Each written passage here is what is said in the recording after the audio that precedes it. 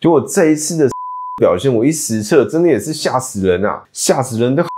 不得不說呢，蘋果真的是重新定義了。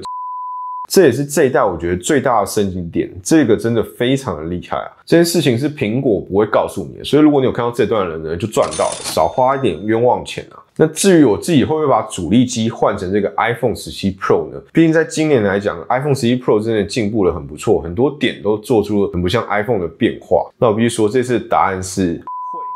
不過我其實有個陰謀論啊，就是我覺得蘋果其實是還有大招還沒放，因為你看他們今年呢設計。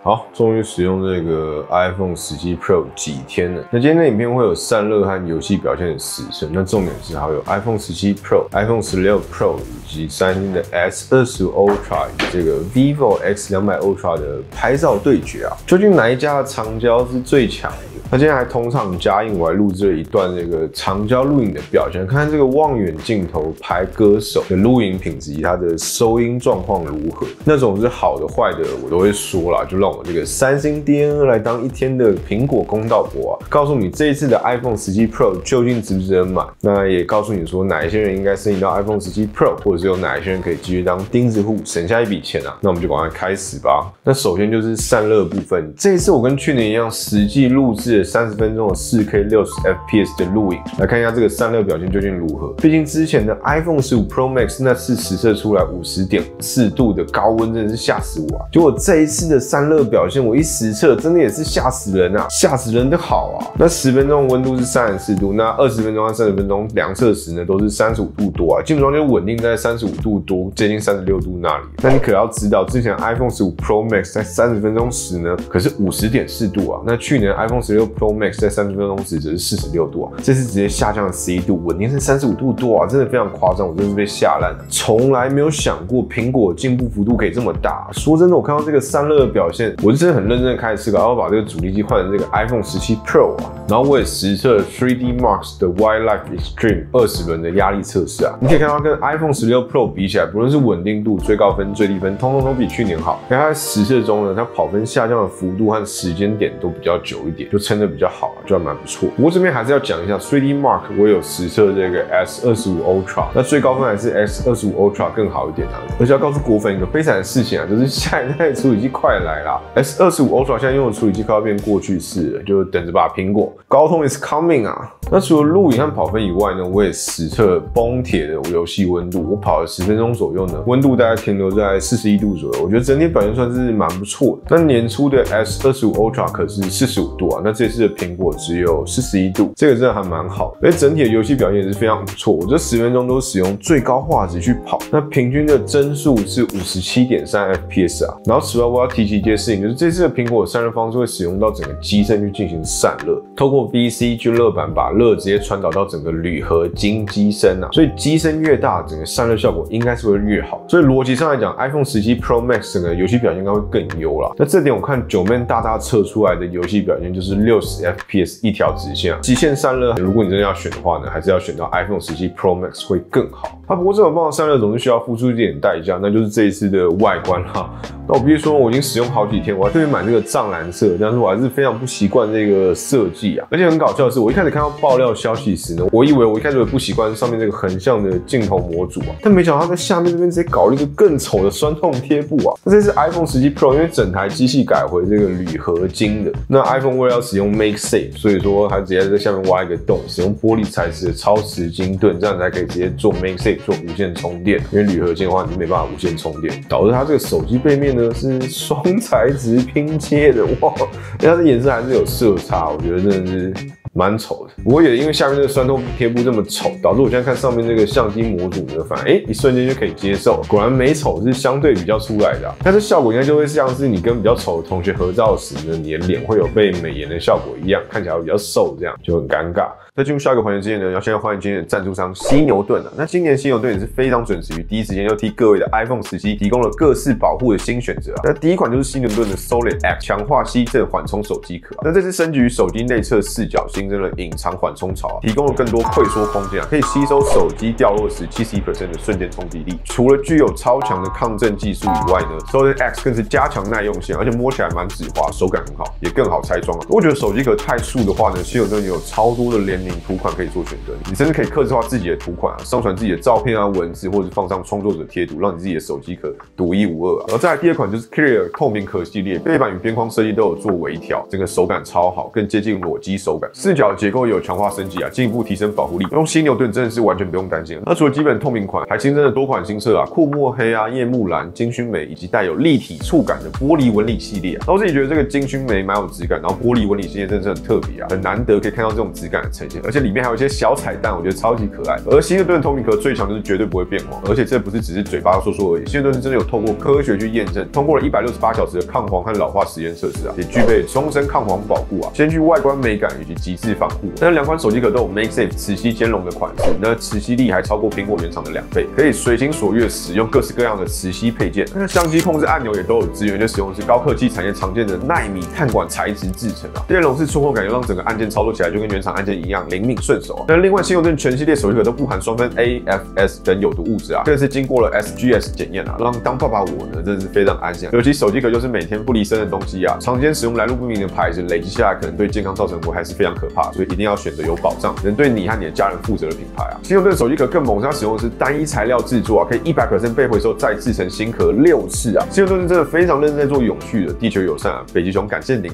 那除了手機殼以外呢，当然也不能少了能夠保護螢幕的撞撞貼 Pro， 採用獨家高韌性可彎折的材質耐衝力提升5倍那邊角敲到也比較不容易碎裂，同時又有玻璃保護貼般的高透滑順的優點買一片抵10片那撞撞貼 Pro 提供了高透、防窺和霧面3種款式可以做選擇而且全系列都有抗藍光的功能保護好螢幕以外呢，也保護好你的眼睛那也都有附上了主動除塵貼膜神器手殘黨也可以自己做到安裝零失誤非常好上手。那即日起到9月30號，只要到犀牛盾官網購買 iPhone 17系列的手機殼，加購撞撞貼 Pro 就享6折優惠還贈送限量的鏡頭保護貼給手機360度的全面保護那加購其他配件也都會有折扣優惠，真的是非常划算。那我也替你們爭取到了優惠碼買 iPhone 17系列手機殼呢，再享90總之有需要的人趕快去資訊欄的鏈接看看吧，買到賺到，用犀牛盾的力量好好保護好你的新手機那除了下面這塊很醜以外呢，我覺得它的鋁合金的陽極氧化處理也不是很好，所以1-2年其實手機廠商瘋狂的在出藍色手機像你看我手上這個三星的 Galaxy Z Fold 7也是藍色，但這2個的藍色你一比就會知道差別在哪，這個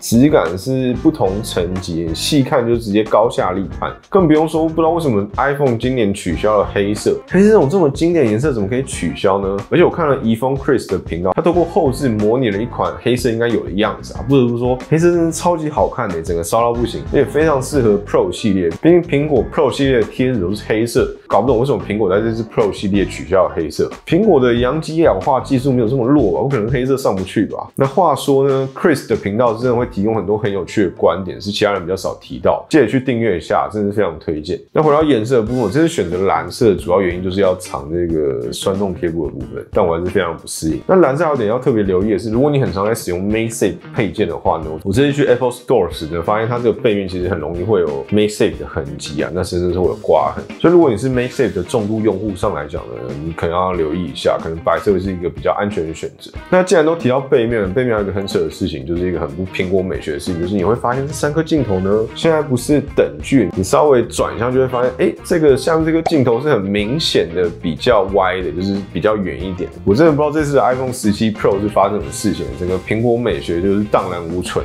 我都懷疑說它是不是整個製作團隊被換掉，就很像掌舵的那個船長整個人不見了一樣，就很多蘋果一直引以為傲的堅持呢都消失了。它雖然說換了更強的散熱、更好的效能，但是我就真的是有點難過。不過罵歸罵，這次的手感是真的是蠻不錯的，畢竟它整個周圍都是圓潤的設計，整個手感很好，但是也相對來講就是會比較滑手一點，就是要更小心的使用。然後接着就來聊聊拍照攝影的部分啦。不過這部分一定要先提及的就是這個前鏡頭的部分啦。不得不說呢，蘋果真的是重新定義了前鏡頭這也是這一代我覺得最大的升級點，這個真的非常的厲害那這次他們採用了1:1的感光元件的前鏡頭你可以在直立握持時呢，就拍出一個4:1 4:3的橫向照片或者是影片。那你說這個到底可以幹嘛呢？首先，你這樣直立握持时，整個手機的穩定度是会比較好的，那手机也比较不容易晃，就相較于這種橫的這樣的感覺，這個來講手機會比較不穩以外呢，也比較容易摔到手機。再來就是當你這樣直着握持时，其實你的眼睛是看着熒幕，不是看着鏡頭，整體的畫面也比較不会這麼的不自然。相對於之前轉向橫着握手機的方式來講，這時候如果是看着熒幕的話，整個畫面是非常明顯，就差距蠻大。那更大的感光元件會讓你在前鏡頭錄影時的整個防抖的效果會更好，就真的很不錯。那這支前鏡頭唯一要抱怨就是它沒有提供一個 Open Gate 的模式，就是使用整塊傳感器去拍攝1:1的照片或是影片的模式。即使你選擇1:1的照片格式，但這個1:1呢，還是透過裁切4:3去達到1:1的，就非常可惜，它沒有直接用上全尺寸的感光元件去拍啊，要不然這個感覺真的超級適合上傳 IG 的。就看之後蘋果要不要開放咯。那接着就來聊拍照的部分啦。那這邊我會跟 iPhone 16 Pro， 然後還有這個三星的 S25 Ultra 以及 Vivo 的 X200 Ultra 來做对比啊。那我这次会主要集中在長焦表現的部分，因為這次 iPhone 11 Pro 系列呢，主要升級的就是這個長焦表現，我會比3倍、4倍、5倍、8倍和10倍啊，來看一下整個效果感覺是如何。那接着也會有一段實際表現的錄影畫面，來看一下長焦錄影的品質以及它的收音表現如何。那首先我們現在看到這個3倍的部分，我們直接放大來看細節，就可以很明顯看到說呢 ，iPhone 17 Pro 是比16 Pro 表現更好的。但現實就是呢 ，iPhone 17 Pro 還是輸給了有實體3倍光學鏡頭的 S25 Ultra。那接着下一張就是4倍的照片。那整體的照片來講呢，第一時間我是比較喜歡三星的，對比的感覺會比較重一點，但是整個照片會看起來比較有層次。不過如果你放大來看細節時，你會發現 X200 Ultra 具備 3.7 倍的光學長焦鏡頭，那 iPhone 11 Pro 則是有一顆天生的4倍。這兩者的細節呢，都會贏只有3倍和5倍的 S25 Ultra。而且很扯的是 ，Vivo X200 的細節是碾壓 iPhone 17 Pro。你看蘋果上的這個細節就知道，這個蘋果上的這個紋理真的是非常誇張。我覺得近幾年來講 ，Vivo 的手機拍照真的很扯，很厲害。那再來看到一個5倍的照片，那這邊可以看到說呢，雖然 iPhone 16 Pro 有實體的5倍鏡頭，但是因為 iPhone 17 Pro 長焦感光元件和像素都提升了，所以整體來講呢，相較於16 Pro 來講，它的噪點表現還是好了不少，細節也多了一些。不過相較於 S25 Ultra 來講，看這個健保符號，整體的差距還是有的。然後再來就是8倍鏡頭，我們這邊直接 zoom in 到這個斑馬的身上，你就可以看到細節上來講呢 ，S25 Ultra 真的非常豐富啊，可以看到瞳書上斑馬的毛啊。那再來細節比較好的會是 X200 Ultra， 那最後則是 iPhone 17 Pro。所以即使是 iPhone 宣傳的光學品質的8倍，目前看起來呢，細節還是不如其他2款 Android 的旗艦手機啊。那這點即使移動到旁邊這個燙金封面的字體上也是一樣。而且我現在才發現，這本書的書名也太變態了吧！摸摸看我的超大，這句話真的是可以的嗎？听起來超級不行欸。那最後再來一張10倍的表現，那這邊一眼就可以看得出差距，從左上角的樹葉就可以明顯感覺出照片的優劣。那你不知道為什麼 iPhone 11 Pro 這邊呢，招牌部分就感覺邊緣有點霧霧，就不知道是算法出了問題還是怎樣。然後這邊還有點必須讚嘆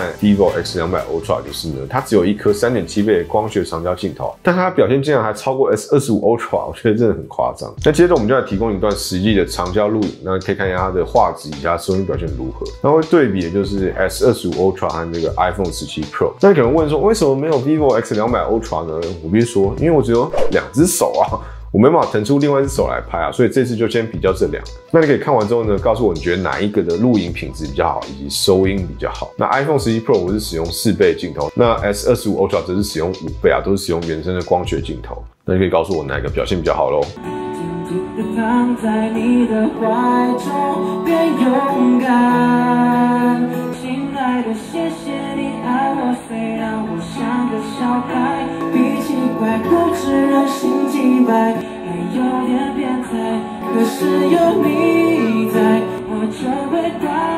乖，你就是我的個性，我的最愛。然後看完這個錄影片段之後呢，因為我錄製到唱歌的部分，所以我這邊額外加碼測試一下三星內建的音訊橡皮擦以及蘋果內建的混音功能。我自己覺得音訊橡皮擦功能用起來是非常好用的，它整體可以微調的東西呢更多，而且它的效果我覺得是比較好。那我這邊直接放一段剛好旁邊人在講話的片段，你可以看它整個消除的感覺是如何。如果在演唱會使用，多多少少你可以把你旁邊的唱歌那個人給消除掉吧，應該吧？那可以聽一下這個效果感覺如何。不讓我早就迷失了方向，不讓我早就迷失了方向，要不讓我早就迷失了方向。向，要不然我早就已迷失了方向。再來聊一些拍照的體驗。那首先，身為这個最短對焦距離警察呢，我必須說這次的 iPhone 17 Pro 的主鏡頭最短對焦距離是依舊維持的非常的長啊。所以如果想要近拍實物的話呢，你依舊會失焦，然後它就會自動切換到超廣角去做一個微距拍攝。雖然說超廣角因為上一代有升級，這次遞減的品質沒有之前這麼的嚴重，但整個感覺還是有一段差距。然後這次換上這個4倍長焦鏡頭呢，它的對焦距離還是不短啊，依舊是沒有長焦微距。我真的很想看到長焦微距在蘋果或者三星的手機上出現，因為這個功能呢，真的是可以帶給手機攝影很多樂趣啊！我真的非常喜歡，用過一次就愛上。然後有什麼攝影功能是 iPhone 特有的呢？那就是祖傳的鬼影啦。這次依舊鬼影依舊啊，老樣子，熟悉的蘋果鬼影最對味啊。那不過相較於萬年不變的鬼影來講呢，這次的充電速度就有了顯著的成長。這次在蘋果官網上就直接顯得20分鐘就可以充電到50%，不過它是寫說需使用40瓦或者是更高功率的電源轉接器，括弧另外有售啊。在這個40瓦部分呢，它直接幫你上了超連結，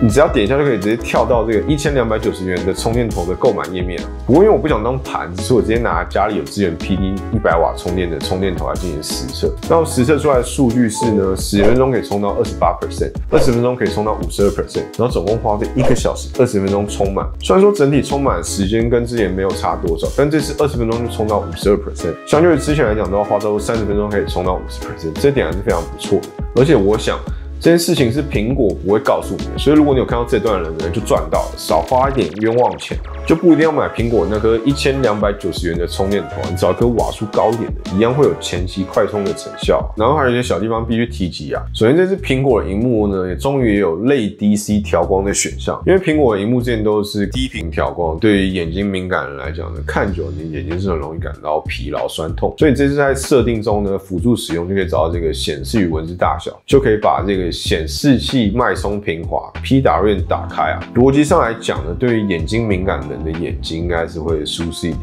那事實說，我想罵一下這個蘋果設定中的搜尋功能，因為我一開始是直接搜尋 PWM， 是沒有找到這個選項。這選項明明名稱上就有 PWM， 是搜尋列壞掉嘛，就很怪這樣。然後此外，這是 iPhone 11 Pro 還有一點讓我覺得非常難過的是呢，它這次把喇叭的位置呢從右邊移到了左邊啊，它竟然把左右對到了，換到左邊啊。這位置就是當你在玩遊戲時呢，手掌會擋到的喇叭出聲的位置啊。那如果你把這個轉過來，讓它不會擋到的話呢，你的手就會直接摸到鏡頭啊，你鏡頭就會直接髒掉，就是怎麼樣都不對的一個位置。最近這幾年來講，三星的手機也是這個位置啊，就玩遊戲很不舒服，就是真的是好的不學，學壞的啊，蘋果。然後這次的系統有一點點小 bug， 像這次 iOS 26.0 的公開版呢，這不是 beta 版哦，是正式版。在我解鎖時，有時候它會卡住，會慢個1-2秒，或者是有時候它的畫面會就是破圖，會分開跑。這個品質和這個標準就非常不蘋果。不過這個版本有個好處就是呢，它終於多了這個返回手勢了，在沒有互動的區域中呢，你在畫面中直接往右滑就可以返回上頁，就不用跟之前一樣，一定要點到左上角那個很難點到的箭頭啊，這點必須給推一下。那影片的最後我還是必須碎碎念一下，就是這次的 iPhone 17系列呢，蘋果是幾乎沒有提到 AI。說真的，在去年 WWDC 時呢，我是真的很興奮，也很期待這個私人化的 Siri 管家，即使是繁體中文要等，我也是非常願意等。不過後續的故事相信大家也都知道，就是蘋果 AI 幾乎是確定跳票。那這次發表會也是幾乎沒有把 AI 當成賣點再拿出來講，這個還是蠻讓人難過。